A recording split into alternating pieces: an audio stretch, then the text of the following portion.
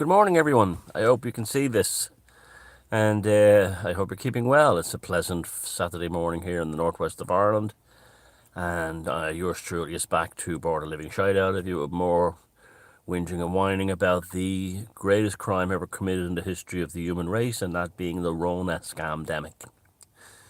Now, in the aftermaths of this thing, which I will be talking about for until I'm still on this planet, and you'll have to get used to it, will live forever. It'll be forever. And it develops all the time in all kinds of ways. An ad came up on my what was it, somewhere YouTube yesterday, by the health service executive, the health authority, the Irish version of the NHS here in Ireland, and it was about uh, skin cancer caused by the sun. Now, but it's it's just ridiculous. It shows a guy in his 60s going, "We Irish have to be careful because we don't have protection against the sun. And as climate change becomes a problem, we're likely to develop spots on our skin. They may not be moles, they may be something much more serious because of climate change." And it's interesting because they're trying to make it, because we got like 2 weeks of sunshine last month, we're suddenly being, it's climate carnage. Like we had a few thunderstorms around the country this week. The Met Éireann, they didn't report it as like, weather. It was like everything is climate carnage. You get a little bit of fog, it's climate carnage. You get a little bit of rain, it's climate. But anyway, so the climate carnage, climate change thing, it ties up a lot of loose ends for them. They can blame everything on it, including all these Irish people getting melanomas. Well, they're not melanomas. What they are from the sun, because Irish people go to the sun all the time. Lots of Irish people emigrate to very sunny countries and live there. Lots of Irish people go to Spain 2 or 3 times a year and lie on the beach and they don't get these spots. What they are sarcomas. And where do sarcomas come from? AIDS. So they've got the AIDS from the transubstantiation, from the rooster booster, the foghorn leghorn, and it's now manifesting as sarcomas, but they're trying to make out it's climate change causing the sun to burn their skin. So it's, of course you can't, you never say this to them because they're too stupid. They want the bullshit, and they also live in fear all the time. This is why huge numbers of them are on SSRIs, like huge numbers of them. And this may explain, not all, but a lot of the NPCs, but definitely the, uh, uh, uh, uh. Oh well, when you try to explain something serious to them or something they should be, they should worry, not concern themselves with, rather than climate scars, climate moles. Um, yeah, like probably a third of this, in any Western nation, probably a third of the population is currently on heavy psych meds, and it cuts off your life, and it also stops you from. I mean, those things are only meant to be used briefly to get over a rough period, but now they're cradle to grave, and by the same people who invented the needlecraft. But the it also stops sexual activity. So it's also ties. It's nice for the population reduction thing. So you have them all at home, zoned out, dead inside on psych meds, with their Rona sarcomas, and thinking that's climate carnage, and because Manatelli says so. Now, what you're talking about, like I was just thinking there about, I saw an ad, an ad on it, an old butcher. I saw pictures of old pictures of a Dublin street from like 100 years ago, and one of them was a butcher shop advertising veal. Now, veal has been quite rightly banned in Ireland. If you don't know what veal is, it's a type of cow meat where the poor fucking animal is basically locked in confined space with sensory deprivation, um, an extremely limited diet, and the idea is it makes the meat tender, and the poor things the poor things are terrified and live because they have no sensory experience. The calves live in terror. They live in terror. Then any little thing frightens them. So that's what we have now. What they did with the human race, well, the normies, during the Rona, was they turned them into Vealvolk. They're Veal. They kept them locked inside. They deprived them of outside external sensory experience. So they deprived them of sensory. They were fed their limited diets at home, and they were became frightened and intimidated by outside and any kind of thing, anything that was different. So they're Vealvolk. So the Vealing of Man. So what you go around now, and most of the normies you meet are veal. They're human veal, and they're being tenderized for Mother Hydra's babies. And this is what makes them so timid and frightened. They're afraid of everything. And even see them like on the, when they try to do something about, try and say there's a new scandemic happening, they say things like, on the comment sections of papers, they say things like, we're not falling for that one again. I can assure you, they will fall for that one again. They always do. These are the veal folk always will.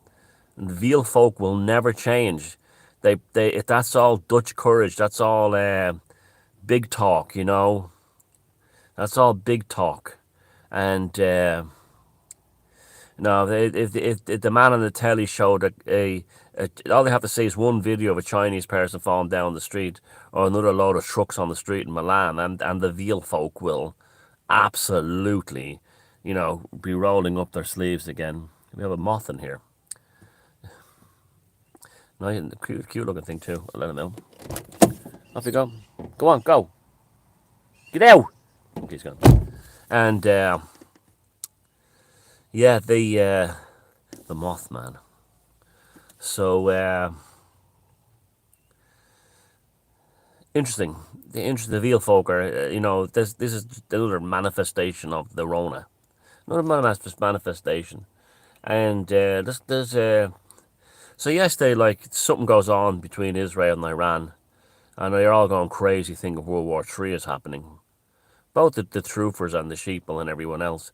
And I don't know, it's some very wag the dog about those missiles coming down on Tel Aviv. It looked very staged or theatrical or something.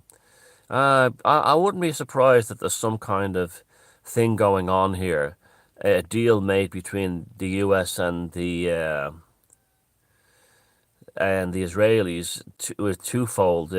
Regime change in Iran, which should happen. I know, you shouldn't interfere in other countries' problems, but Iran is run by the worst kind of dog as rat. And the Persians are not dirt. The Persians are not sand folk. Persians are a noble ancient people with a tremendous and pagan past of science and learning. They were the Greeks, the ancient Greeks and the ancient Romans of the East. And they deserve better than to be, dog as rat. So if there's one society that deserves that, it's them. And so this could be, something like that. They get rid of the. I mean, I saw a speech by Netanyahu, and he even said, "I want to reassure the decent people of Iran that this is not intended for you, it's your leaders." And I was like, "Oh, that's very interesting. Where did this all come from?" It's because, and Trump and the rest of them are looking to get rid of the Iranian leadership without there being a war. And this also serves the Israelis as well. What will happen is it makes Israel look in trouble. And whenever that happens, the Palestinians, i.e. the Jordanians, they panic. They get all Renfielding, and they think they can start killing Jews and Christians again like they did in '67. And so it'll probably be a good excuse to finally annihilate Hamas if they get cocky and cross the border. I mean, I'm just speculating. It could be any of these things. It's very fucking interesting though. But those videos of the bombs coming down in Tel Aviv, I'm not saying they're not real. There was something a bit too theatrical about it. It's like something has been planned behind the scenes. And I think it's probably regime change in Iran, which in this case, as one of the few cases that could actually say regime change would be a good idea, because all you have to do is look at what Iran looked like, and Afghanistan, before, or even Egypt. Egypt was a Christian country before Dog as rat took over. That's this. It's this is why we're definitely heading towards a civil war in Europe because of all this stuff. Definitely, absolutely. No, we're not. It's not. It's the die is cast. The chance of this ever being sorted out, it should have been sorted out back when Enoch Powell was doing his Rivers of Blood speech. Like laws implemented to calm these kinds of things, measured immigration. But that of course, everyone's a racist. But that's the other thing. That's another thing of the Veal folk. The Veal folk here in Ireland are always in the media complaining about, I can't afford a place to live. Rents are too high. I can't get on the property market. And then when you tell them the reason why you can't get on the property market is the Irish government is actually your competitor. The Irish government with its unlimited funds through the NGOs are buying up the houses to give them away to dog as rat and other imports. And the first thing the Veal folk will say to you, that's racist. It's like there's no hope for these people. There's just none. They'll say, "Oh, that you're far right." There's no hope for them. They cannot see that the Irish government is actually in battle with them to buy up all the properties so Irish people don't own it. And the reason why property and rents are so expensive is they have the unlimited funds of the Irish politicians and NGOs as their direct competitor. But you can't explain it to them. You can't explain it to them. Could you imagine being paying a huge mortgage in the suburbs for your home, right? And the Irish government buys the house on the other side, and they put a Roma gypsy family on one side and a Pakistani family on the other, and you're the sucker, and gives it to them free, and you're the fucking idiot in the middle, the Veal folk in the middle, who's struggling to pay your mortgage, while the Roma on one side are robbing the stuff out of your shed, and the Pakis on the other side are knocking on the door, telling your daughter to stop, and telling your daughter and wife to stop dressing like a whore and don't drink alcohol, or we can smell your cooking pork next to us. That just arrived in the country. That actually happened to me, by the way. I actually rented an apartment on the South Circular Road in Dublin 20 years ago, and the landlord told me, the landlord told the guy to fuck off, that the dog as rat downstairs complained he could smell me cooking sausages and rashers, cooking pork. A guy had only arrived in the country.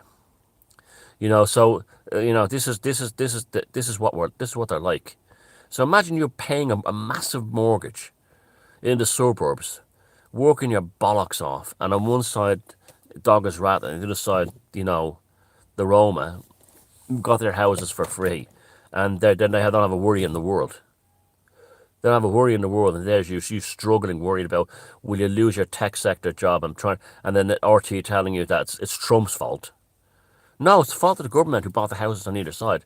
And then you go up and say to them, well, the reason why you have that living there and that living there is because the government are direct competitors for any Irish people who wanted to buy the houses on either side of you. And then it'd go, that's far right, you're racist. I mean, mother hiders babies feast with relish. Someone who is that stupid literally doesn't deserve to exist if they're that retarded. That's just beyond stupid because they've no minds of their own. They've no minds of their own. And the new thing I see now is they're trying to declare the Irish flag a hate speech symbol. Because of all the flags that was the big things for Irish nationalists and patriots, not Sinn Féin, they wear Palestinian and rainbow flags. But the true Irish nationals and patriots, they're waving tricolours. You saw what happened in Dublin, a sea of tricolours, and then a sea of tricolours everywhere else. In Cork the other weekend, beautiful. That was beautiful, that one in Cork, actually. There was something very beautiful about the way the flags all looked and everything going down there, the more narrow streets there or something. But I like Derek Bly, the guy that organised. I like the man. I think he's actually got the potential to be a real leader going forward. I like him. I trust him. I think he's a good guy. I think he's a smart guy. He's an intelligent man, and yeah, I think he's very. He's definitely got charisma. He would definitely be someone that I heard John Waters and John was saying to someone last week that I think it was Jerry O'Neill on the West Awake, the Scholar Gypsies channel, and he said something like it's great that we have all these people, but it lacks leadership at the moment, and I definitely agree with that. It lacks leadership. It definitely lacks leadership. But I think one of the people that could actually do it and take it forward would be Derek Bly, down in Cork. I definitely, I feel he definitely could. So anyway, so that's, I can't see anyone else. I mean, I'm sure they're decent people and everything, but there's, you know, that's that, that has to be coalesced now into a real political force. And I don't mean necessarily for in terms of elections, but the fact that they're already calling the Irish tricolour a hate speech symbol, they're already shows how terrified they are. They're really frightened now.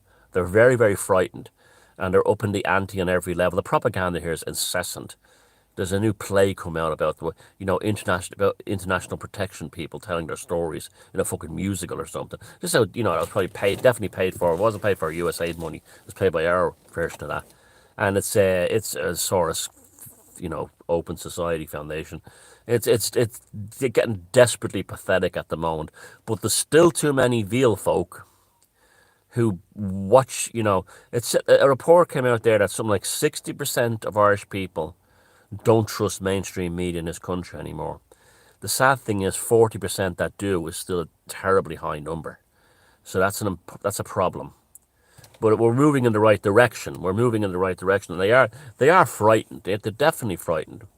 I saw an interview there the other week with Michael Murphy. He was interviewed by an Irish journalist, Michael Murphy from the Telegraph, and the Irish journalist was said that you know the obsession with Israel, with the Palestinians in this country, is giving this country a horrible reputation globally. Oh, it really is, especially in the United States.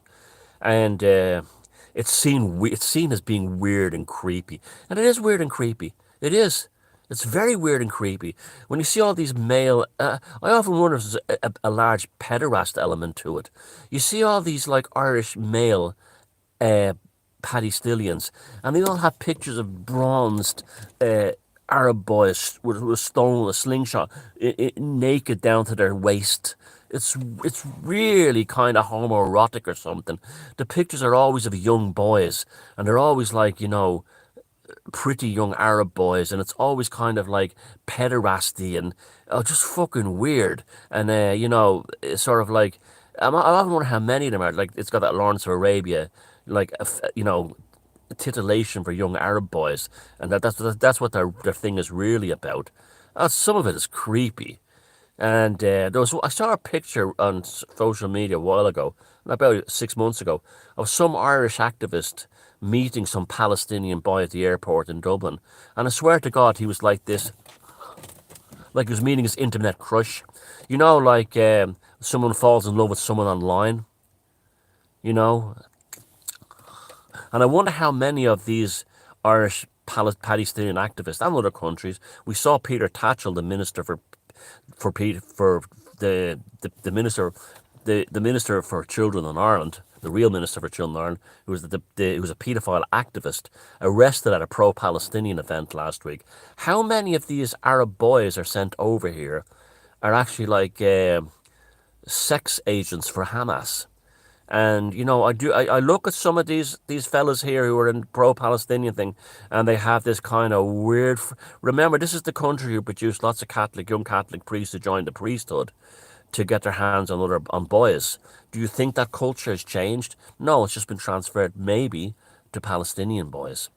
There's a weird psychosexual pederasty, homoerotic thing about them. All their pages are full of young boys who are stripped to the waist, throwing stones and stuff like that. It's never girls, always young boys. Very creepy. The questions need to be asked about that shower. And we know Sinn Féin, who are basically the Arab rep, the Hamas in Ireland. They have a huge history of paedophilia. Terrible, shocking paedophilia. So does Glasgow Celtic FC.